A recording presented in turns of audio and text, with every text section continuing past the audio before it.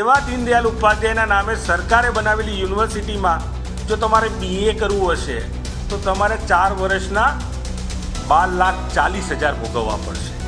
સામે તમે વાત કરો કર્ણાવતી યુનિવર્સિટી BBA કરવું હશે 4 વર્ષમાં તો વર્ષે 3 લાખ ફી ભરવી પડશે। 12 લાખ ભર્યા પછી તમારો બાળક એ BBAની ડિગ્રી મેળવશે।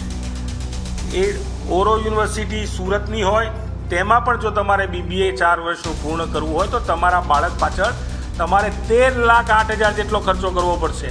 આ આંકડા જોઈને એવું થાય કે ખાનગી યુનિવર્સિટી ખુલ્લેઆમ જે રીતે લૂંટ મચાવી રહી છે તેની સામે સરકાર ક્યાંક ઘૂંટણીએ પડી છે, નતમસ્તક થઈ છે। અમારી માંગ છે કે એક રિટાયર્ડ જજની કમિટી બને।